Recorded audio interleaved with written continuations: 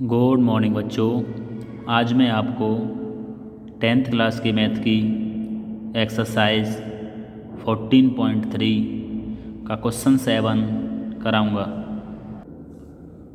तो चलिए बच्चों, सबसे पहले हम क्वेश्चन को पढ़ते हैं कि नीचे दिया हुआ बंटन एक कक्षा के 30 विद्यार्थियों के भार दर्शा रहा है। विद्यार्थियों का माध्यिक भार ज्ञात कीजिए। विद्यार्थी दे रखे हैं और इनका भार दे रखा है। दो विद्यार्थी ऐसे हैं जिनका जो भार 40 और 45 तक है, और 3 विद्यार्थियों का भार 45 और 50 के बीच में है। 8 विद्यार्थी हैं जिनका भार 55 से 50 से 55 है, और 6 विद्यार्थी ऐसे जिनका भार जो है 55 से 60 है। इसी तरीके से ये भार और ये विद्यार्थियों की संख्या दे रखी है। और भार के अलावा ऐसे हम वर्ग भी कहेंगे कि ये हमें वर्ग दे रखे हैं और ये इनकी बारंबारता है। ये बारंबारता और ये वर्ग। तो माध्य ज्ञात करने के लिए सबसे पहले हम एक टेबल तैयार करेंगे, जिसके पहले कॉलम में भार आएगा किलोग्राम में, दूसरे में आएगी विद्यार्थियों की संख्या यानी बारंबारता। तो हमने ये टेबल तैयार कर रखी है। पहले कॉलम में हमने भारों को लिखा है और दूसरे विद्यार्थियों की संख्या को लिख लिया है। अब माध्य ज्ञात करने के लिए जो बारंबारता हमें दे रखी है, इसकी हमें संचयी बारंबारता निकालेंगे। बारंबारता ये दे रखी है और इसकी हम संचयी बारंबारता निकालेंगे। तो संचयी बारंबारता हम कैसे निकालते हैं कि पहले जो संख्या दे रखी है हमें 2, तो 2 जो पहली संख्या है वो वैसे की वैसे हम लिख लेते हैं। 2 का 2 आ गया, और 2 को हम अगले वाले पद में जोड़ देंगे। 2 और 3 कितना हो गया? 5। 5 में हम अगले वाले पद में 8 जोड़ देंगे, तो 5 और 8 13, 13 और 6 19, 19 और 6 25, 25 और 3 हो जाएगा 28, 28 और 2 हो जाएगा 30। अब संचयी बारंबारता का जो लास्ट संख्या दे रखी है हमें 30, ये संख्या और बारंबारता का योग दोनों कैसे आते हैं? बराबर आते हैं। तो हमने इसका योग को निकाला, n यानी ये हो गया 30। अब इसका जो n का मान 30 और संचयी बारंबारता की लास्ट वाली संख्या जो लास्ट वाला पद होता है वो आपस में बराबर आते हैं। तो ये भी 30 है और ये भी 30 है। अब हम n/2 का मान निकालेंगे। n का मान दे रखा है हमें 30 और n/2 यानी 30 में 2 से भाग दे देंगे तो आ जाएगा 15। अब जो संचयी बारंबारता निकाली है हमने, उसमें देखेंगे 15 किस संख्या के अंतर्गत आता है। तो हमने देखा कि 15 जो है 13 से तो बड़ा है और 19 से 25 से छोटा है।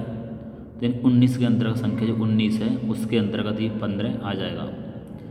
तो अब इस जिस संख्या के अंतर संचयी बारंबारता में जिस संख्या के अंतर्गत ये n/2 का मान आता है, उसका सामने वाला जो वर्ग होता है, इसका वर्ग कौन सा है? 55 60। तो ये हो जाएगा माध्यक वर्ग। ये सभी क्या हैं? वर्ग हैं, लेकिन ये क्या है? माध्यक वर्ग हो गया, क्योंकि n/2 का मान संचयी बारंबारता 19 के अंतर्गत आ रहा है, इसलिए इस माध्य वर्ग कितना हो जाएगा? 55 और 60। तो यहाँ लिखेंगे हम, चूँकि n/2 बराबर जो 15 है वो वर्ग 55 60 की संचयी बारंबारता 19 के अंतर्गत आता है, इसलिए माध्यक वर्ग हो गया 55 60। अब जो माध्यक वर्ग होता है उसमें जो निम्न सीमा, पहली संख्या को निम्न सीमा, दूसरी संख्या को उच्च सीमा बोलते हैं। तो निम्न सीमा कितनी है? 55। तो l का मान कितना हो गया? 55। अब f का मान क्या होता है वो हम देखते हैं कि माध्यक वर्ग है हमारा 55 60, और उससे ऊपर वाला जो वर्ग है उसकी तो संचयी बारंबारता होती है। माध्यक वर्ग से ऊपर वाले वर्ग की जो संचयी बारंबारता होती है वो होता है हमारा CF का मान, संचयी बारंबारता। तो ये हो गया हमारा CF का मान। F का मान क्या होता है कि जो माध्यक वर्ग की जो बारंबारता होती है, ये संचयी बारंबारता है, ये बारंबारता है। तो 55 60 माध्यक वर्ग की बारंबारता कितनी है? 6। तो F का मान कितना हो गया हमारा? 6। अब निकालते हैं हम H का मान। तो H का मान क्या होता है? जो वर्ग दे रखे हैं इनका अंतर, इन सभी में 5 का अंतर है, तो H का मान कितना हो गया? 5। अब हम फार्मूला लगाएंगे हम माध्यक का, L + n/2 - CF/F × H। अब यहाँ से L का मान, L की जगह L का मान, L का मान कितना है? 55, तो 55 लिख दिया। n/2 का मान कितना आया था? 15, तो 15 लिख दिया। CF का मान कितना है हमारा संजीव? 13, तो 13 लिख दिया। और F का मान कितना है? 6, 6 लिख दिया। H का मान कितना आया था? 5, 5 लिख दिया। अब हम क्या करेंगे कि 15 में से 13 घटा देंगे, कितना बचेगा 2, और नीचे कितना है 6 और गुणा में 5, और क्या पहले कितना दे रखा है 55, तो 55 आ गया। अब हम क्या करेंगे 2 से काट देंगे, 2 एकम 2, 2 3 6, तो 1/3 आ जाएगा, 1/3 और गुणा में 5। अब 5 का एकम गुणा कर देंगे तो 5 एकम 5, 5 हो गया ऊपर, और नीचे कितना है 3, 3 का हम 5 में भाग दे देंगे तो कितना आ जाएगा 1.67।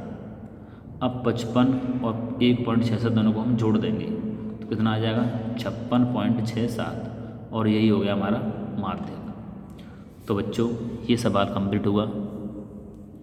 इस सवाल को अपनी नोटबुक में नोट कर लें और इसका रिवीजन करें। ओके बच्चों, धन्यवाद।